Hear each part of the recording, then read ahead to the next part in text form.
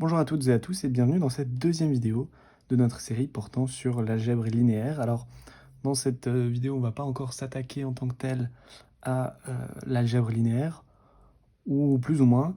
En tout cas, ici, ce qu'on va faire, c'est qu'on va parler de calcul matriciel, hein, comme je l'avais annoncé dans la précédente vidéo. Donc voilà, c'est une parenthèse, bien que, évidemment, les matrices sont intimement liées en fait à l'algèbre linéaire. Alors j'ai déjà ici remis la définition de ce que c'était une matrice pour gagner un peu de temps. Et donc allons-y tout de suite. Donc une matrice à m lignes et n colonnes, c'est un tableau rectangulaire de m fois n nombres, rangé ligne par ligne. Et chaque ligne, du coup, contient n nombres, puisqu'il y a n colonnes. Par exemple, si A est une matrice, on aurait la chose suivante. Donc A ici, à nouveau, est une matrice m fois n. Et donc, comme on peut le voir ici, bien, on a bien une, deux, jusque m lignes. Donc le premier indice ici, tout comme dans m fois n, indique le nombre à quelle ligne on se trouve, tandis que le deuxième indice indique dans quelle colonne on se trouve. Donc ici, on a bien sûr, par exemple, la première colonne. Ici, on a la deuxième colonne, hein, donc annexée par ces indices-ci. Ici, on a la énième colonne. Et ici, on a la première ligne.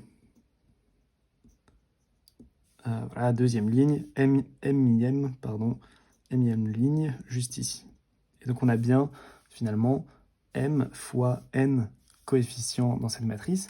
Alors, en parlant de ces coefficients, donc déjà, première chose, on peut aussi parfois écrire ceci comme de la manière suivante. A indice ij, avec i qui se trouve entre 1 et m, et j qui se trouve entre 1 et n. Mais bon, ici, le contexte était clair. On disait déjà que c'était une matrice m fois n. Donc, en réalité, ce gros indice-là qui prend beaucoup de place, on l'écrit très rarement, vu que le contexte en général est toujours clair. Et donc, ces coefficients, à quoi est-ce qu'ils appartiennent? Et est-ce que ce sont des réels, des naturels? Eh bien, les matrices, donc, sont construites sur un anneau ou même un corps commutatif. Donc en fait, ici, on va souvent parler de corps commutatif. Donc il faut s'imaginer que ces coefficients appartiennent à un corps. Et donc les corps classiques, en général, on notera K, qui ici désigne n'importe quel corps, comme ceci.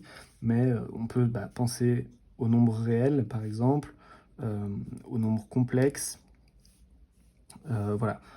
En général, on reste sur ces corps-ci, bien que ça puisse être n'importe quel corps.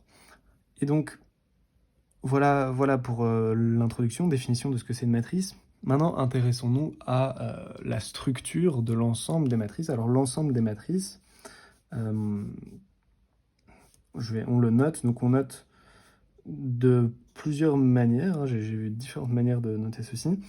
Alors, soit si je travaille sur un corps K, alors on notera K à la puissance m fois n, l'ensemble des matrices de taille m fois n sur K. On peut aussi noter ça, le plus souvent c'est ces deux notations-là, je dirais, matrice avec indice m fois n sur notre corps, ici K. Donc, à savoir que ce K ici nous indique à quel ensemble appartiennent les coefficients de notre matrice. Et donc cet ensemble a une, désolé pour le bruit, a une, je vais attendre que ça passe peut-être. Donc je disais, cet ensemble, l'ensemble des matrices m fois n, a une structure particulière, une structure d'anneau non commutatif. Alors qu'est-ce que c'est un anneau? Je vais réécrire, c'est un ensemble qui vérifie les propriétés suivantes. Alors on a ici toutes les propriétés en question. Donc on a que pour toute matrice ABC, A plus B plus C est égal à AB plus C. Donc en gros, associativité de l'addition. commutativité de l'addition, associativité de la multiplication. Alors jusqu'ici, on ne sait pas comment additionner, multiplier des matrices entre elles, mais on va revenir sur ceci juste après. Distributivité à gauche de la multiplication sur l'addition, distributivité à droite. Voici, puis... pardon, c'était ces deux-là. Ici, bien sûr, c'est l'associativité de la multiplication. On a aussi qu'il existe un élément neutre pour l'addition, qu'on note 0 indice m fois n, donc c'est la matrice nulle, donc c'est-à-dire la matrice avec que des coefficients nuls, tels que a plus 0 est égal à a, qui est égal à 0 plus a. Il existe toujours une matrice inverse pour l'addition. Et donc toutes ces propriétés jusqu'ici à bien avoir en tête, ça ne fait pas encore de l'ensemble des matrices un anneau. En fait, pour que ce soit un anneau, on doit parler de l'ensemble suivant. On sait que pour toute matrice A qui appartiendrait cette fois-ci à l'ensemble des matrices de taille n fois n, donc, autrement dit des matrices carrées, alors là on aura un anneau parce que on a la condition suivante. Donc il existe une matrice qu'on appelle la matrice unitaire et qu'on note I indice n. Ici, on n'a pas besoin de mettre n fois n en fait en réalité, vu qu'on sait que ce sont des matrices carrées. Enfin, on sait que la matrice d'identité est une matrice carrée, telle que on a la propriété suivante. Eh bien, A fois IN est égal à A, et en plus ça commute, donc c'est égal à IN fois A. Et donc ce qui est vraiment à retenir, c'est que l'ensemble des matrices carrées, c'est important à préciser, je pense que je ne l'ai pas dit précédemment, l'ensemble des matrices carrées, donc cet ensemble-ci, est un anneau non commutatif. Parce que ici, il y a quelque chose, il y a une propriété qui n'est pas vraie. C'est un anneau non commutatif, enfin qui n'est pas vrai, que je n'ai pas mise. En effet, non commutatif parce que en général, si on a deux matrices A, B, eh bien A fois B n'est pas toujours, enfin n'est pas égal à B fois A. En général, ça peut être le cas, mais a priori, c'est pas le cas. Donc voilà, jusqu'ici, ça reste très abstrait. Et donc on se rappelle, une matrice est un tableau de nombres et l'ensemble des matrices carrées est a une structure d'anneau. Alors maintenant, on va peut-être voir quelques exemples de matrices. Exemple de matrice, il y a vraiment, on peut avoir plein de choses. Hein. On peut avoir des matrices lignes qui ressembleraient à ceci. On peut avoir des matrices de taille 1 fois 1. Bon, en fait, ça c'est juste un nombre réel et a priori, ça n'a pas trop de sens de écrire ça comme ça, mais on peut voir les nombres réels comme des matrices de taille 1 fois 1, enfin 1 fois 1. Évidemment, on a des matrices carrées avec n'importe quel coefficient dedans. On peut aussi avoir des matrices colonnes, hein, comme ceci. Voilà. Et ça, en fait, c'est évidemment un vecteur. C'est juste un vecteur ici, dans ce cas-ci, de R3. Hein, donc ça appartient bien à R3 fois 1 pour 3 lignes et une colonne. Bon, ça, c'est juste R3, c'est l'espace, 3 copies de la droite réelle, en fait. L'espace réel à 3 dimensions. On a la matrice nulle dont je parlais tout à l'heure, hein, qui, si elle est de taille M, voilà, il y a juste des zéros partout, sur la diagonale, un peu partout. La matrice identité, du coup, c'est la matrice suivante. Dans les matrices de taille 3 x 3, par exemple, la matrice identité, ce serait celle-ci. Enfin voilà, on a plein de matrices, et maintenant on va voir un peu comment additionner les matrices, comment multiplier des matrices entre elles, comment multiplier des matrices par un scalaire, etc. Alors allons-y pour l'addition. Donc addition de deux matrices. Alors la seule chose l'addition dans les matrices, elle est assez intuitive. Comme vous pouvez vous y attendre, on additionne juste les deux coefficients des matrices, les coefficients des matrices entre eux. Ce qui est important, par contre, c'est évidemment que les matrices aient la même dimension. Donc, je ne peux pas additionner une matrice, par exemple, de taille 1, 1 fois 2, plus une matrice de taille 2 fois 1. Ça n'aurait pas de sens. Hein. Il faut bien qu'on ait deux matrices qui appartiennent au même ensemble. Donc ça, on oublie. Donc, pour toute matrice A, B, qui appartiendrait donc à l'ensemble des matrices M fois N. Donc ici, il faut qu'elles aient réellement la même dimension sur un corps K. Alors l'addition va être définie très simplement. On n'a que A plus B. Hein, ok, ça, on définit ça comme étant la nouvelle matrice A IJ plus B IJ, c'est-à-dire qu'on additionne, comme je l'ai dit précédemment, chaque coefficient a de même place entre eux. Donc par exemple, si j'ai la matrice 1, 2, 3, 4, que j'additionne avec la matrice 5, 6, 7, 8, bon bah ça me donne quelle matrice? Donc j'additionne 1 avec 5, enfin, voilà, vous avez compris, ici on aura 9, là on aura 9, et là on aura 12. Donc voilà pour l'addition des matrices. Ensuite on a la multiplication par un scalaire, donc en gros par un élément de notre corps K. Par un scalaire. Alors à quoi ça ressemble? Donc si j'ai un élément que je vais appeler alpha, donc pour tout alpha qui appartiendrait à K, et pour toute matrice A qui appartient donc à cet ensemble-ci,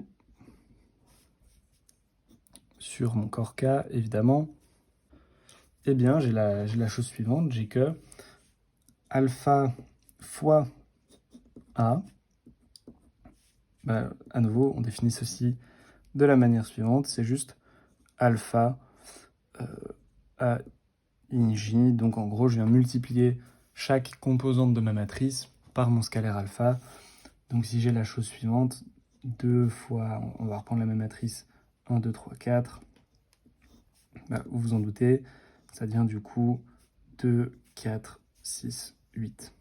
Voilà, jusqu'ici, rien de très compliqué.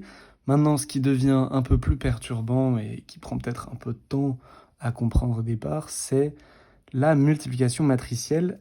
Alors elle est un peu plus complexe. Déjà, ici, nos matrices ne sont pas a priori de même dimension, à moins qu'on ait des matrices carrées. Et donc, multiplication matricielle. Alors là, on y va. Donc si on a A, on dit que, à nouveau, je vais être un peu rapide, mais si A est une matrice, alors là, ce qui est important par contre, c'est sa dimension. Donc on a A qui est une matrice de taille, disons, M fois N. Okay. On a B, une matrice de taille N fois P. C'est pas un hasard ici, donc ce soit la même entrée ici pour la colonne que ici pour les lignes. Et qu'on appelle, disons, C, la nouvelle matrice, la matrice qui soit le produit de A à B. Alors déjà, quelles seront ses dimensions? Enfin, quelle sera sa dimension à cette matrice? Ce sera une matrice de taille M fois P. Hein, c'est comme si le N tombait. M fois P, voilà. Et ici, comment est-ce qu'on définit du coup la multiplication matricielle? C'est de la manière suivante. On a que notre coefficient C IJ, très bien, c'est égal à quoi? C'est égal à la somme. Alors, à première vue, cette formule ne va pas vous aider, mais c'est comme ça qu'on le définit. Donc, c'est égal à la somme sur K allant de 1 jusqu'à N du produit, je vais attendre que le bruit passe, du produit des coefficients A, I, K, B, K, J. Et donc, ceci c'est égal à du coup AI1 B1 J plus jusque AIN fois BN J. Bon, ok, prenons un exemple. Ici, je vais prendre deux matrices carrées, des petites matrices pour pas faire trop dur. Disons à nouveau 1, 2, 3, 4. Et ici, disons 2, 3, 4, 5. Quelque chose comme ça. Et disons que je vais calculer l'indice C11, donc qui sera ici, à cet endroit-ci.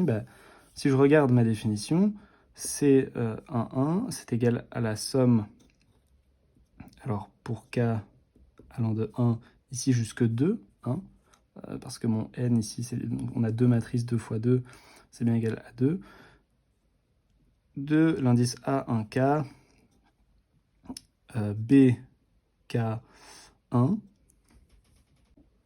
et donc ceci, c'est égal à la chose suivante, A11 fois B11 plus A12 fois B21. Alors on regarde, mon A11 ici c'est 1, fois B12 c'est 2, plus mon A12, donc première ligne, deuxième colonne, c'est 2, et B21, donc deuxième ligne, première colonne, c'est 4. Et donc cette chose-ci, c'est égal à 10. Alors, voilà, donc ça serait mon premier quotient. Alors on se dit, c'est pourquoi comme ça, d'où ça vient? Alors à nouveau, là, je vous renvoie vers la vidéo de Tree Blue One Brown qui montre en fait la multiplication matricielle. Il faut vraiment voir ça comme une combinaison linéaire des vecteurs, comme si je considérais cette matrice vecteur par vecteur. Je vais montrer ce que je veux dire par là. Et donc le mouvement un peu qu'il faut avoir en tête quand je multiplie cette matrice, c'est que on prend premier élément ici, on multiplie par le premier élément ici. Deuxième élément de ma ligne, je multiplie par le deuxième élément de ma colonne. Et si c'était plus grand, j'aurais eu un truc plus grand. Donc, par exemple, si je viens ici, ce serait 3 fois 2 plus 4 fois 4. Ce qui me fait du coup 6 plus 16, 22. Alors un bon moyen aussi de le voir, c'est plus un moyen mémotechnique, mais donc quand vous devez faire une multiplication matricielle, vous pouvez faire un truc comme ça. Hop. Voilà. Ici ma matrice c'était 2, 3, 4, 5. Et du coup ce que vous faites, c'est un peu comme si vous preniez l'intersection de ces lignes et ces colonnes. Donc ici, si je veux trouver l'élément qu'il y a là, je prends un peu l'intersection de cette ligne et cette colonne-ci, et à chaque fois, je fais le même algorithme. Donc je fais 1 fois 2, plus 2 fois 4, on a vu que ça faisait 10. Maintenant, je veux ici, donc c'est l'intersection de cette colonne et cette ligne-ci. 3 fois 2 plus 4 fois 4, ça fait 22. Maintenant, si je veux là, je prends cette intersection-ci, etc. Donc ça fait 3 plus 10, 13. Et ici, 9 plus 20, 29. Donc voilà un peu pour le produit matriciel. Ça, pourquoi c'est comme ça? Voilà, comme je l'ai dit, allez voir l'autre vidéo. On finit par s'y faire, mais c'est vrai qu'au début, ça peut être un peu perturbant. Alors voilà, la dernière chose maintenant sur laquelle je vais venir, sur laquelle on va s'attarder, c'est deux opérateurs. Je vais parler de la trace et de la transposée d'une matrice. Alors, commençons par la transposée, par exemple. Donc, on prend deux matrices A et B. Donc, disons soit A, B, deux matrices de taille m fois n sur un corps K. Alors, la transposée d'une matrice qu'on note A exposant T, enfin, il y a plusieurs manières de noter ceci, mais donc, si j'ai... moi, je la note comme ça. Et ça, c'est égal à quoi? Si j'avais A qui est égal à A imagine, eh bien ma matrice transposée, pardon, ça devient la matrice AJI. Donc, qu'est-ce qu'elle fait? C'est un peu... Elle fait une sorte de symétrie axiale par rapport à la diagonale principale de notre matrice. Donc, si j'ai la matrice... Et ici, vraiment, ça peut être une matrice de dimension quelconque. Si je prends cette matrice-ci, 3, 2, 1, disons, et que je veux la transposer, alors qu'est-ce que ça devient? Ça devient simplement la matrice suivante, 2, 1, 0, 3, 2, 1. Donc, ce qui est intéressant de voir quand même, c'est que là, on change d'ensemble, quoi. On passe d'une matrice de taille 3 x 2 à une matrice de taille 2 x 3. Donc si j'ai une matrice carrée, là, trouver sa transposée, c'est vraiment facile. Hein. Vous prenez la diagonale, vous faites vraiment... vous flippez tous les coefficients entre eux. Donc voilà, c'est ça la transposée. On reviendra vraiment plus tard dessus, mais on a déjà quelques propriétés. Première propriété, c'est que la transposée d'une transposée... Enfin, la matrice transposée de la matrice transposée, c'est la matrice elle-même. Tous ces résultats que j'énonce depuis tout à l'heure, même le fait que l'ensemble des matrices soit un anneau, ce sont bien sûr des résultats qui sont démontrables. Ici, comme je vous ai dit, c'est une parenthèse qu'on fait sur le calcul matriciel, donc je ne vais pas démontrer toutes ces propriétés, mais ça reste un très bon exercice de le faire par soi-même. Donc la deuxième, c'est que A plus B transpose, c'est égal à A transpose plus B transposé. Si on a un scalaire, ici disons comme tout à l'heure alpha, donc alpha ici appartient à K, fois A transpose, ça c'est juste égal à alpha fois A transpose. Et finalement, la propriété un peu la plus surprenante, si on a donc le produit de deux matrices AB, hein, donc ici AB, je rappelle, sont des matrices, que je viens transposer, ben ça c'est égal à B transpose fois A transpose, qui évidemment n'est pas toujours, enfin, qui en général n'est pas égal à A transposé fois B transposé, comme on l'a montré tout à l'heure. Donc ça, c'est pour la transposée. Maintenant, on va s'intéresser à la trace. Donc, je vais garder ces notations-ci. La trace d'une matrice, qu'est-ce que c'est? On a défini ceci comme de la manière suivante. La trace qu'on a TR de A, c'est égal à la somme sur I allant de 1 jusqu'à N des coefficients diagonaux, donc des A, I, I. Donc ça, c'est juste égal à A, 1, 1, plus jusque A, N, N. Alors évidemment, la trace n'a de sens que si on parle d'une matrice carrée, ici. Donc les propriétés de la trace, on a les propriétés suivantes.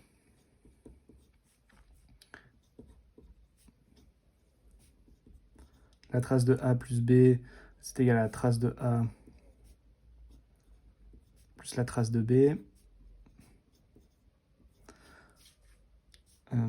Est-ce que je vais avoir la place? Oui, je vais faire ça ici. La trace de alpha fois A, où alpha est un scalaire, c'est juste égal à alpha fois la trace de A. On n'a que, pardon, la trace, alors ici, de la matrice transposée de A, ben en fait, c'est égal à la trace de A elle-même.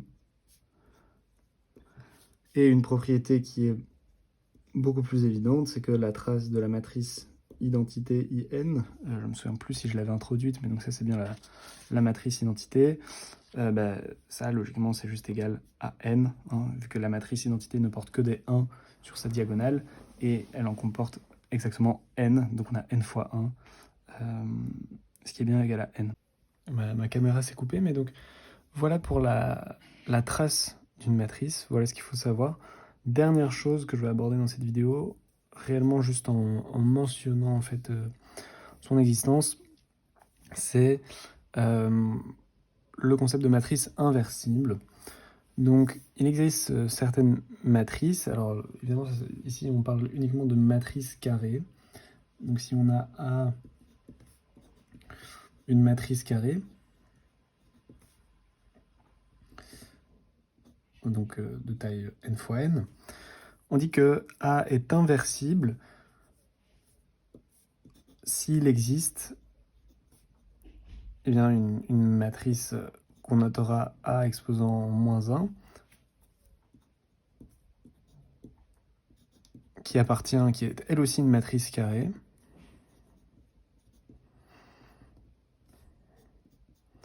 et telle que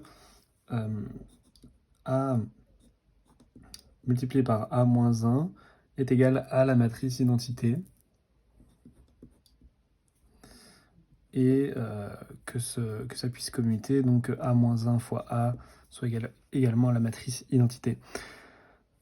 Alors, comment on fait pour savoir si une matrice est inversible? Comment est-ce qu'on fait pour déterminer l'inverse d'une matrice? C'est pas quelque chose sur lesquels je vais revenir maintenant. Vous pourrez trouver tout ça assez facilement. Il y a tout un algorithme, l'algorithme de Gauss, qui permet de trouver l'inverse d'une matrice. Mais ici, c'est pas tellement le sujet de la vidéo. Par contre, c'est important de savoir qu'il existe des matrices inversibles, parce que vraiment, ça va revenir très souvent. Et donc, voilà pour cette vidéo. Voilà qui clôt cette vidéo. Alors ici, c'était vraiment juste une parenthèse, pas très rigoureuse, pas très formelle, plutôt informelle sur ce que sont les matrices. On reviendra évidemment beaucoup plus en détail sur... je vois que la vidéo est floue. Voilà, donc je pense que ça devrait être mieux maintenant. Donc voilà, la vidéo s'arrête ici, on va clore là-dessus. N'hésitez pas à me poser des questions comme d'habitude, si vous en avez, même si il n'y a pas eu énormément de contenu dans cette vidéo. Voilà, c'était, comme je l'ai dit, plutôt une parenthèse rapide sur ce que sont les matrices, voir vite fait comment est-ce qu'elles fonctionnent. Mais on rentrera vraiment dans le vif du sujet dans les prochaines vidéos. Donc je vous dis à très bientôt.